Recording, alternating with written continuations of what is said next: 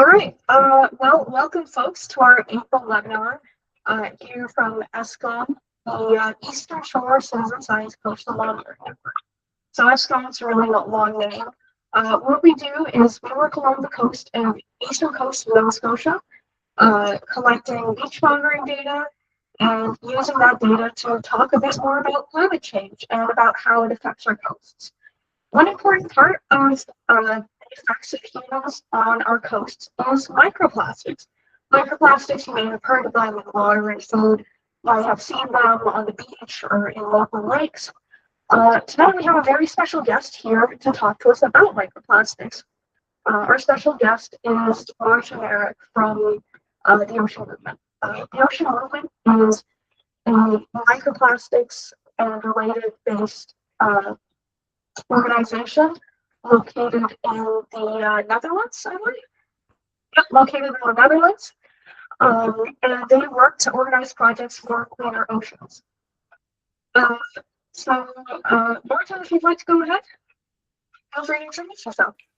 Yes, thank you for the introduction. How is my audio? Is that a bit?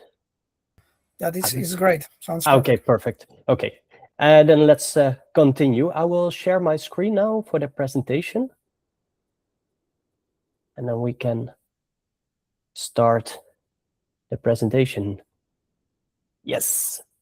So thank you all for coming tonight, or for you afternoon, for me late evening.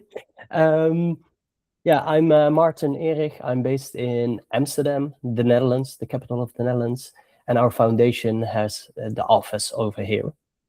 We do projects throughout the world, but mostly more Northwest Europe, but I will come back to that a little later. This presentation, I'm going to introduce the problem of microplastic pollution in our oceans, and also tell a little bit about this, what we're doing with our foundation.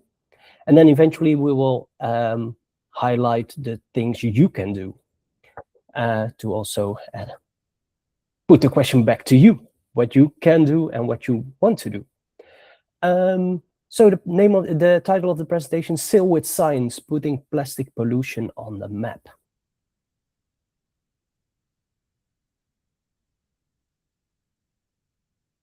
But before we go into deep, I would like to ask you to close your eyes for a moment. You're in your room because we're all coming back from like our hustle and the bustle from the work we did. So if you all please close your eyes. And imagine being out on the ocean, feeling the breeze in your hair, feeling the gusts of wind in the sails, pushing you forward over the ocean. You hear the soft creaking of the mast, the rhythm of the waves against the hull, and all you can feel is being carried out there in the great blue by the wind. But then something happens. You look over the blue and you see something floating. Is it a fishing net or a bottle? Then you see a rope all tangled up. A seabird diving into the water, trying to catch the plastic. It's not a fish, it's plastic.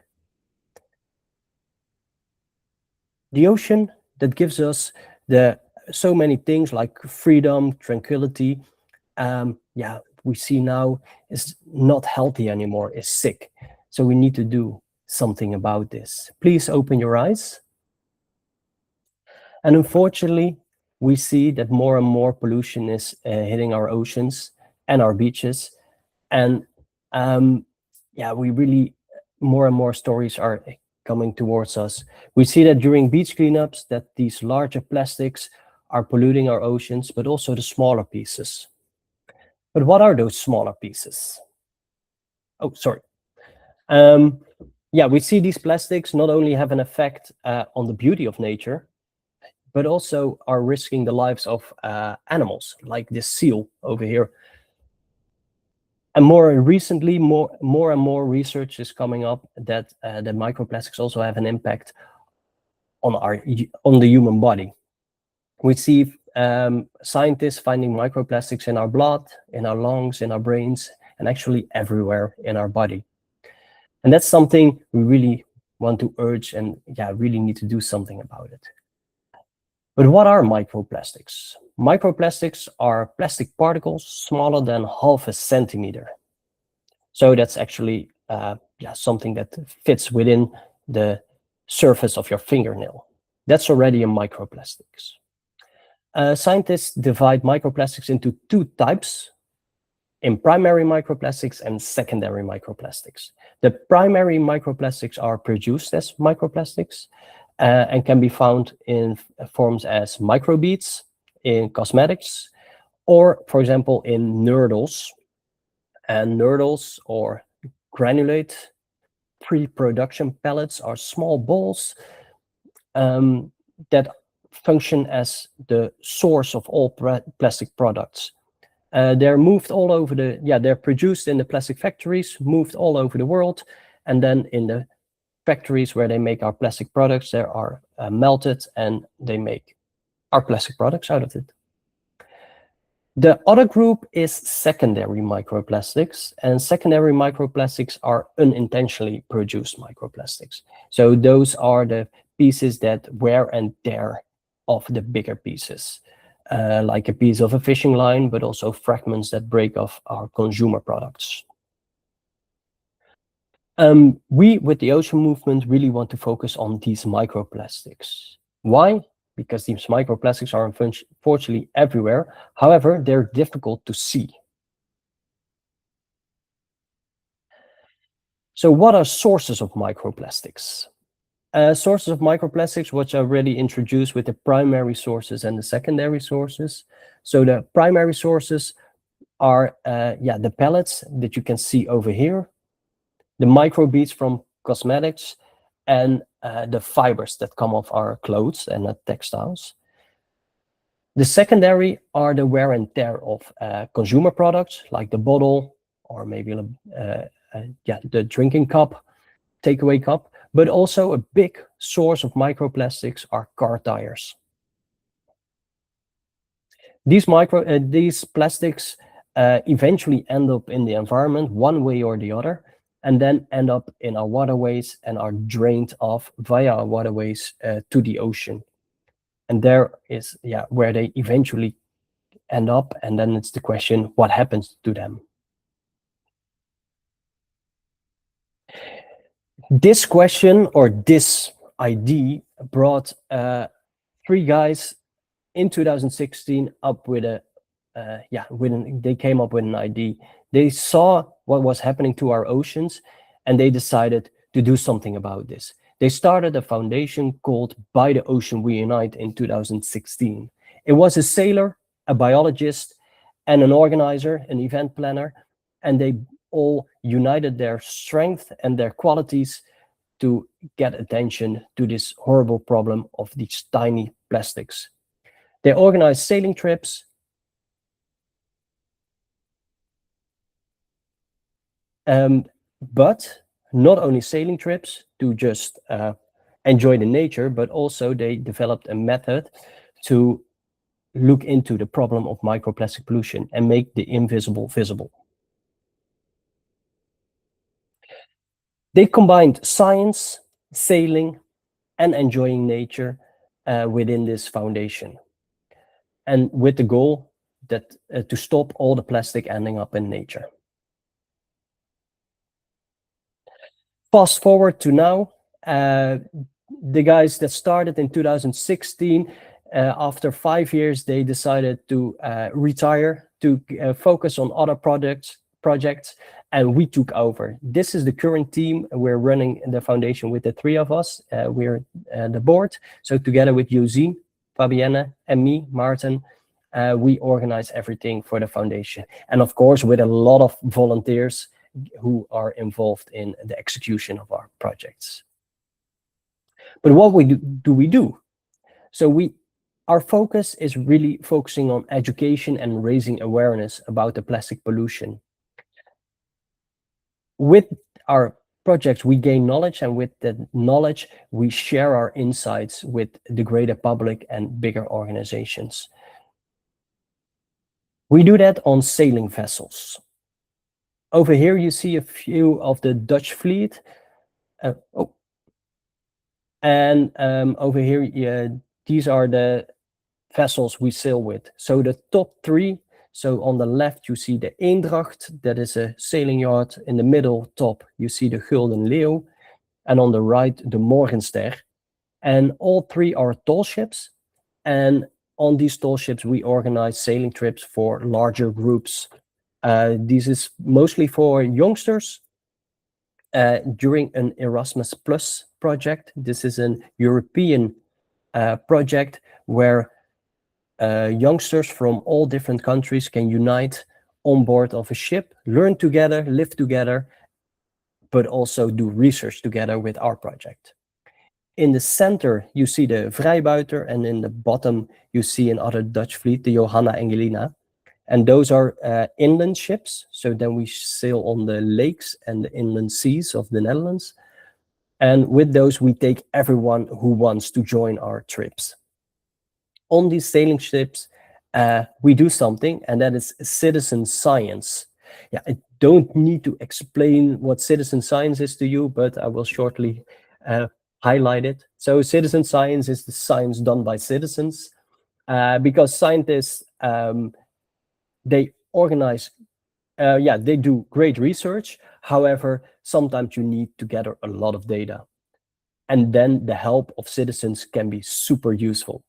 Next to that, there's a lot of citizens who want to get involved in making the world a bit better, like all of you listening now.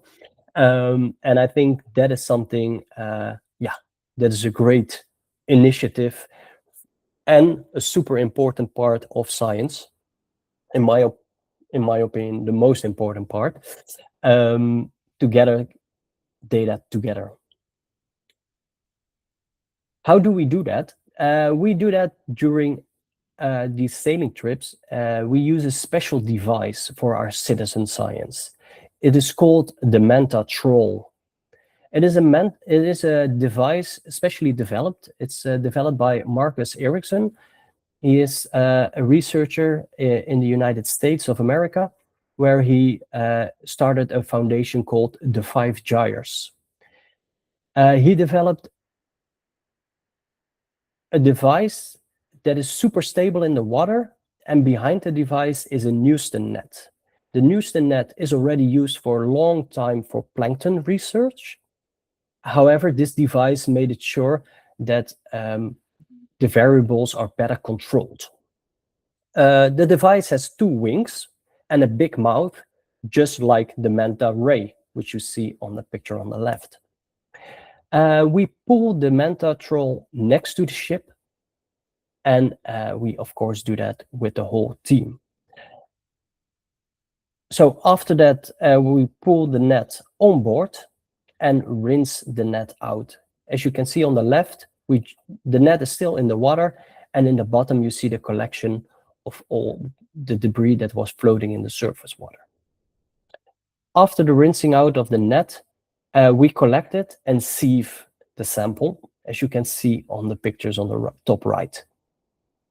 And on the bottom right, you see what we can catch in a sample.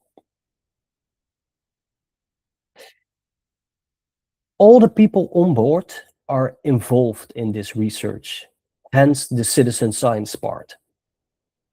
We think it's important for people on board to really experience not only the sailing and the seeing of science, but really getting involved. So people are involved in net handling, so making sure that the Manta Troll eventually ends up in the water. We use the rigging, so all the ropes and all the whole sailing ship to get the sample, to get the Manta Troll in. And then you need a lot of hands to be able to do that, because there's ropes involved, and there's not like a crane like on a research vessel. So we need the people to get involved. Next to that, we need to record all the data we need to eventually process and get the results. So that's also where the citizen scientists on board are involved. And then the last part is also the analysis of the sample. So when we get the net on board, back on board, we also need to analyze the sample. And in this part, also all the people on board are involved. The protocol that we use is also developed by the 5 gyres. I already addressed it a bit earlier. Marcus Ericsson, he is a scientist there, and they developed a troll share program where they developed a citizen science research protocol that is standardized and therefore also delivers good quality data. A sample looks like this when we went through it and removed all the organic matter that we throw back in the ocean. But then the plastics, of course, we keep for our database. With the coordinates, we know where we took the data, and then we can also see the amount of particles we have. And this is an example of one of the trips we did with the youngsters. And then you see the map of the North Sea, with on the left the UK, in the middle the Netherlands, and then on the right Denmark, and in the north you have Norway. And in the middle, the blue square where you see the dots, that is the North Sea. A sample is also divided in different categories because we found a lot of different types of plastic. And with these categories, we can say something about the different plastics we find. For example, it's 5 different items that we identify, or 5 different types, I should say. So on the left, you see foam, which is like styrofoam or PUR. That's like the insulation foam. Another type is thin film, and that is most of the consumer plastics, like a plastic bag or like a xylophone that is like covering your a dish. Another type is the pellet. That's what you see in the middle. We already talked about this type earlier. This is a primary plastic. So this is really coming directly from the factory. It was on its way to become a piece of plastic, but eventually already ended up in the water. On the right of the pellets, you see the fragments.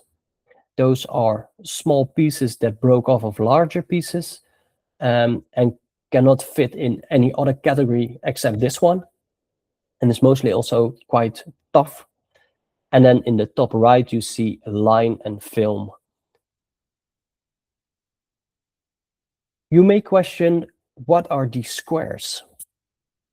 These squares are 0.5 millimeter. So, sorry, these squares are 5 millimeter. So every part that fits within a square is a microplastics. So those lines that you see on the right, they don't fit. Nevertheless, we take them into our database. And we think it's important to take also these particles into account, the smaller macroplastics or mesoplastics, in some scientists would call that, because we think, we catch it, so we should also show this data.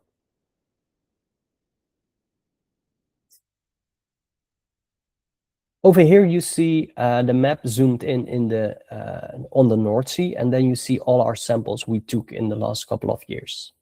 On the top left, you see the QR code, and that is, if you scan that one, you will be sent to our dashboard, or our online dashboard, so you can zoom in a bit better in all the data. As you can see, it's quite a large variety, or spread out variety of the spread out data set over the North Sea. And what are you looking at the moment? So the darker red the circle is, the higher the concentration. And the concentration is particles per square kilometers. Why do we do it with square kilometers?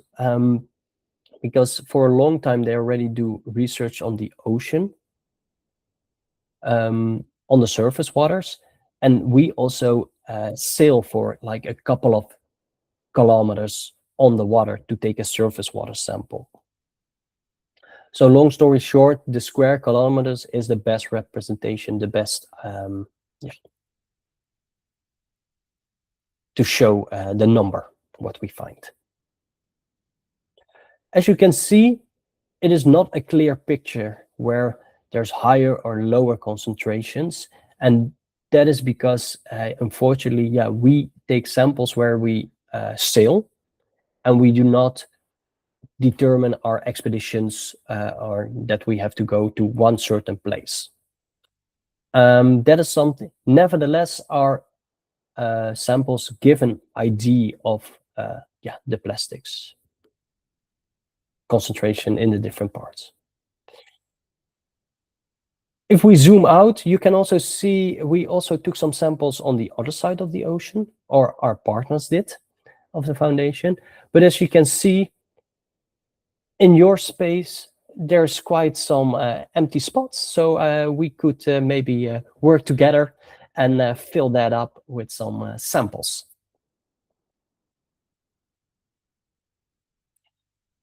So the data that you just saw was from last year. And in total, we did 45 expeditions and took 156 samples. And unfortunately, 96% of all our samples contain microplastics. The thing is that so nearly all of our samples contain microplastics. No matter where we go, we take a microplastics. And what I forgot to tell you is that a sample is only half an hour. You saw the size of the net. It's not really big, but still every sample we take, we catch microplastics, no matter where we are. If we are up all the way north in inhabited spaces or in super dense spaces, there you expect more microplastics, but everywhere we find microplastics. And that's quite a sad result, but an important one to realize. That was a part of what we do. And now I come to the part, I go quite quickly, I think, but I think that is not really a big of a problem, I hope. But now we come to the part what I will suggest what you can do. Because for this research, you actually don't need that much. You need the net. That is something that is maybe a bit more difficult to acquire. But if you have a collective or work together with a university, it's quite easy to get a Houston net and maybe even build the frame yourself. A flow meter in the top left is really useful to determine the amount of water that you take, because you know the opening of the manta troll, the opening of the net, because that is a square. So you have the width and the height of the net. And then with this flow meter, you can determine the amount of water going through the net. With that, you can determine the volume. You can, of course, look at the GPS coordinates going from A to B. However, you're on water, so the water flow will be more or less determining if you go against the stream or with the stream, because then the water flow is higher through the net. And you need people to collect the data. And on the right, you see the data sheet that we use. And there's a little bit adjusted of the 5 gyres protocol, but very similar. So we also collect some metadata. So it's the current of the water, the wind speed, the vessel speed, the average sea state. And this is mostly if we see some anomalies that we cannot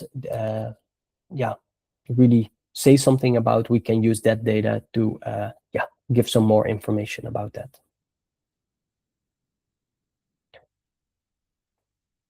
And as you can see, what I already said, you don't need a sailing ship for this. We do it on sailing ship because for us, it's really important to get as many people involved as possible and also experience the beauty of nature. However, this research can also be done on a smaller boat, as you can see here, where they pull the manta troll in the top left, you see it. But we also did projects on inland waters, on the more calmer waters, and then we built something like in the top right. And then, yeah, you see me on a stand-up paddleboard through the city of Leiden, a Dutch city with canals, super Dutch, I would say. And then you see me towing the manta troll behind that. That's actually not the manta troll, but a sub-troll, we call it, a SUP. We also adjusted that same frame for a different project, and that's what you see on the bottom left. And there's actually two surfboards that are connected, and in the middle you see, it's maybe a bit difficult to see, but you see the two nets that are being towed in the front. The important part, what you're doing here, is that you try to let the flow of the what goes into the manta troll, let that free.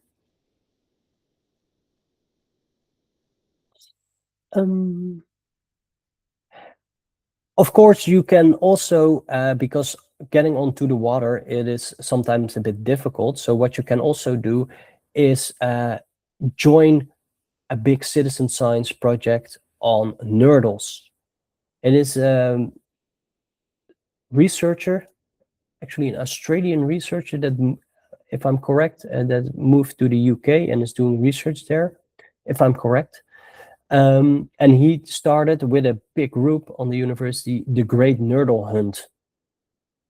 The Great Nurdle Hunt is a worldwide project that focuses on the research on these nurdles and where they all spread out. They have a protocol which you can use, and that's that you look at a piece of beach 1 by 1 meter, and then you sieve it. They even created like a tumble dryer to get rid of the residual sand and collect everything that is in, and that's what you see on the right. So they really try to get as many people involved, because if you use a sieve, it takes a bit more time, and then with a tumble dryer like that, it is way faster. This is the result of the Great Nurdle Hunt. And this, as you can see, it's really worldwide. It's a great success of a lot of different people getting involved.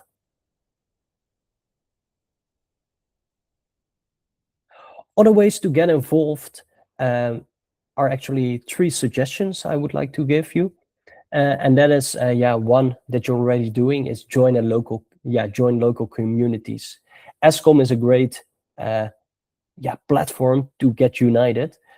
And hopefully this presentation inspires you to do something on microplastics or plastic pollution in general. An example, what you can do, which is already happening in Canada, I did a quick search, is the shoreline cleanup. Maybe some of you are familiar with this. I wasn't before, but this is a collaboration between Oceanwise and WWF, and they unite and clean up the shorelines. World Cleanup Day is also a good example of that. That is a worldwide initiative where in September, people from all over the world on one day clean up their local street, park, maybe waterways, maybe a beach.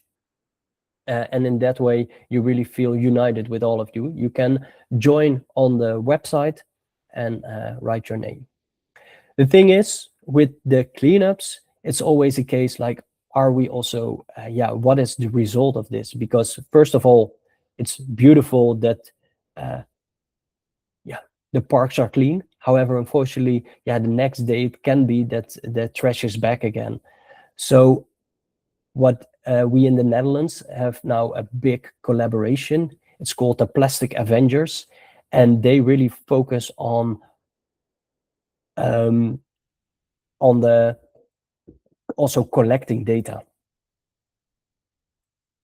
So they not only clean up because but also collect the data. So what they do is a cache location.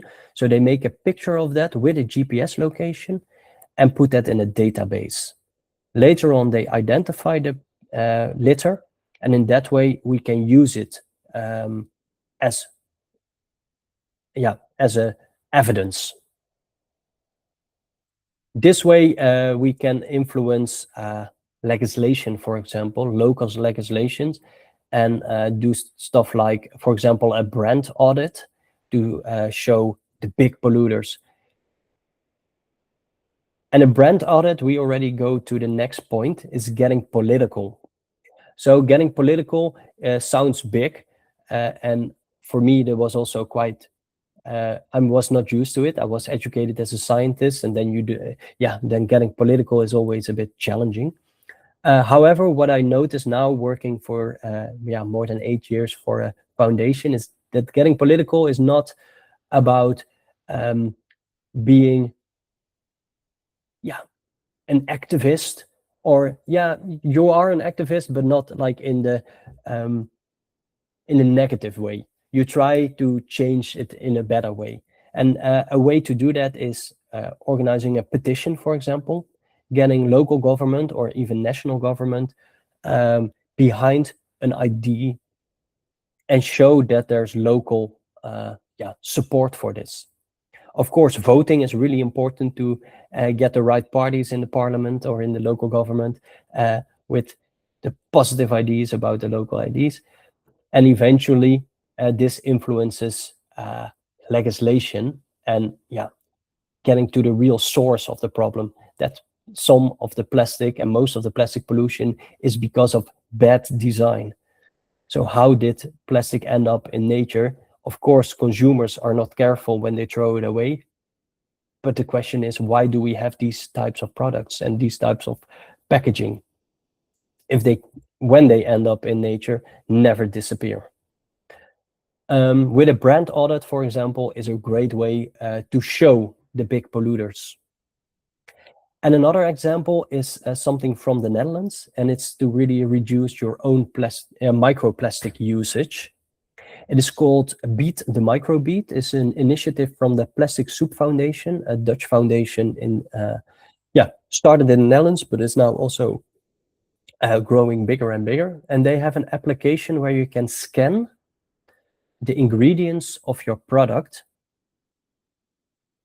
and then the app will identify if there's microplastics in there, if it's a real microplastics or something they suspect to be a microplastics, or that it's microplastic free, and then you get a green screen. They started with cosmetics, consumer products, cosmetic products. So like, for example, shower gel, but also scrubs and lipstick and other makeup. But now they try to develop it for further, so for other products like cleaning agents, but also laundry detergent, to identify plastics in those. Then change the name of the app. It's now called Plastic Free Future, because it's they have a wider scope at the moment, and it's a really useful application that is using image recognition to identify the ingredients. Thank you very much for listening and taking the patience to listen to me. I saw already quite some questions, and I think we can continue focusing on the questions. Yeah. I don't know if they're visible on the video, so I'll read them out if that's fine. Yes, of course. Is my audio okay? Just it's fine for folks. Yeah. Good. Okay, great. Starting off with the microplastics that you collect, Carolyn asks, what do you do with the collected microplastics? Good question. Thank you. Yeah. So as we are a citizen science project, we focus on little funding. We keep the microplastics at the moment. So we identify them in the 5 categories, and we now have a big database with all the microplastics. In the past, in the first year, we sent our samples to the 5 Gyres Institute, and they were collected in the TrollShare giant map database. And they made an interactive map about all the samples. Unfortunately, they stopped. They focused on more local legislation influences. So they stopped with the great citizen science project, but we continued. What we're planning to do is to eventually, when we get a little bit more samples, to also get some funding to analyze them and to identify the plastics types as well. So we still have them, and we really want to identify them on polymer structure. Awesome. What measurement tools do you guys use for the number of plastic particles? So we have the sieves that we use. So when we collect the whole sample, we collect from the surface water.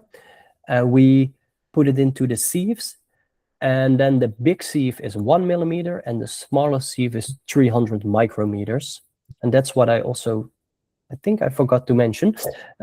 My apologies. The net that we use in Houston net is 300 micrometers in mesh size. So 1/3 of a millimeter. The 1 millimeter particles we can easily identify with the naked eye. The smaller samples we need to look under a bit more light, and then we can also identify a large variety of, until like 0.5 millimeter size with the naked eye. So actually we only use very low scale, easy and low-tech, easy materials for this. All right. How do you avoid catching small marine organisms in the manta nets? Yeah, great question. Yeah, we get this question a lot because, of course, we're doing this research to help nature and not to kill it. Unfortunately, we cannot prevent catching some organisms, and mostly it's seaweeds that float around. Seagrass, we have some samples with huge amount of seagrass that has been swept away by waves. Sorry, my apologies. So mostly it's algae. However, sometimes we also find fish. Mostly it is we take these samples going very slow. We only go 3.5 knots, so that's really almost walking speed. So most fish can easily swim away. The fish that we catch, mostly, we assume are already dead, floating up in the surface water, and then, ending up in our net. Sometimes we catch small fish, and then we release them, of course. We try to handle it as quickly as possible and then send them back to the ocean like the other organic matter. What we do catch is zooplankton. The nets are developed for the research on zooplankton, and we cannot avoid catching the zooplankton. However, as I already said, it is a small net in a big ocean, and we try to release everything alive again afterwards. But of course, we cannot prevent that, unfortunately. Of course, yeah. Do you exchange data or collaborate with citizen science initiatives based in coastal areas that also collect microplastics data, possibly to help identify sources of pollution? And I guess as an addendum to that, how can we access the collected data? In that sense, yes. On the first question, do we collaborate? In the past, we're not a huge foundation with a lot of resources. So in that sense, we could not reach out to everyone who is doing it, but we have a lot of contacts with other initiatives. For example, in Iceland, there's Tilvera, a ship that is also working together with the university there, and they also collect data. They do it a bit different, so we cannot compare it directly, unfortunately. In the Caribbean, there is an initiative also on sail training. It is a Dutch woman and an American, a US citizen man, and they work together on Antigua. And they collect now data with the youngsters on the island according to our protocol. So we can directly compare the data with each other. So that is really great news. We're now also looking forward to working together with different organizations in and around the Netherlands, for example, Denmark, but also there are some ships that have their own manta troll to do the research. So yeah, we're also working together with them.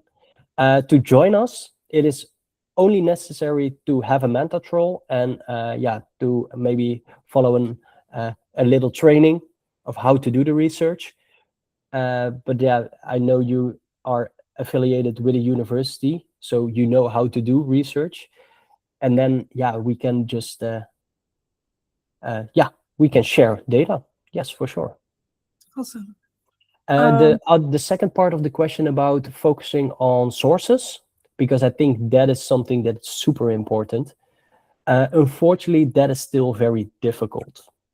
Next to my work for the foundation, I also have a paid job as a researcher for a company that is doing research on macro and microplastics. And we're now part of the national development of protocols. And even the local authorities, the water boards in the Netherlands, and the local governments are now, really looking forward to, find the polluters. But first, we need to identify how to do the research and really, being able to, track down the sources. Nevertheless, I think it's really important to collect this data to already get a head start on this to eventually, track them down. For sure. Does the manta troll from Andrea, does the manta troll pick up fibers shed from synthetic clothing during laundry? How would those be classified? Yes. Unfortunately, it is difficult to identify the fibers because then you get to a scientific discussion about contamination. Because on a boat, we use ropes, we have clothing that's mostly made of plastic because it needs to be wind and watertight.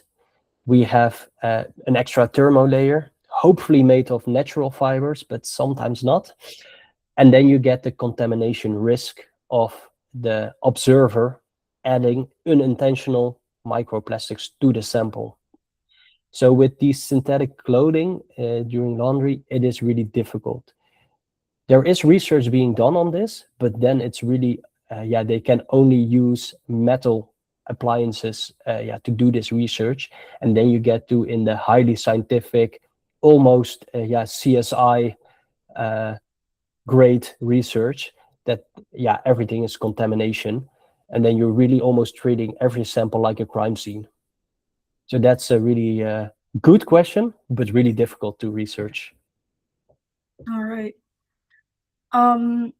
If folks have their own boats, how could they have their boats included in your initiative? For example, private boats, flagship boats, yacht clubs, etc. We do not have a direct project for yacht clubs or for private boats. We get the citizens involved in our projects.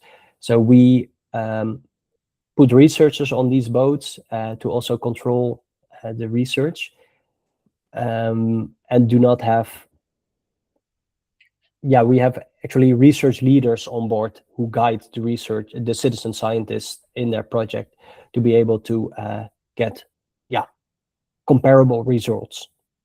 That is what our project is doing, because part of it is the research what we do, but on board of the ships we do a bigger program where we talk about the microplastic pollution, give presentations, look at solutions together. So it's a bigger project, and then the research is a part of it. Absolutely. And last question, speaking on the citizens that get to be a part of this science that you're doing. How could someone join you guys and become a citizen scientist on board for your sampling? Yeah, unfortunately, we are now organizing most of our trips in and around Northwest Europe. So if you're in the area, let us know, because then you can join one of our trips for sure. However, you're always open, because what we're using is just public information. So if you're keen on developing your own organization, for example, the organization in Iceland I was talking about, they also talk to us. They started their own organization there. They have now a Blue Hope spot. They do research on microplastics, but also on local wildlife. So on whale sounds, they make a marine. They're now trying to make a marine protected area of the northeast of Iceland, the Húsavík area, and they have the Sylvia Earle Hope spot, the Blue Hope spots developed there. So if you want, you can start your own project with you, and then we can share information and try to train each other. So I think joining our project will be a bit more difficult. However, if you are in the area, more than welcome to come. Well, that's for sure one reason to come to the Netherlands. Yes. If anyone has any other questions, you can either pop it in the chat or raise your hands. A bit of extra time. If not, I'm going to wrap this up. Thank you so much, Maarten, for coming to talk to us about the ocean movement. It's a very cool initiative. We look forward to hopefully keep chatting with you and seeing what the ocean movement turns into. Thank you very much for your attention, and for the opportunity to give this presentation. Thank you very much. All right, thanks so much. And thank you all for coming to this webinar. This webinar is recorded. It'll be posted on our YouTube channel if you just search up ESCOM webinars on YouTube, if you'd like to listen to it or to previous webinars. And that'll be the end of our webinar today, folks. Thanks so much for coming by, and have a good day. Have a good evening.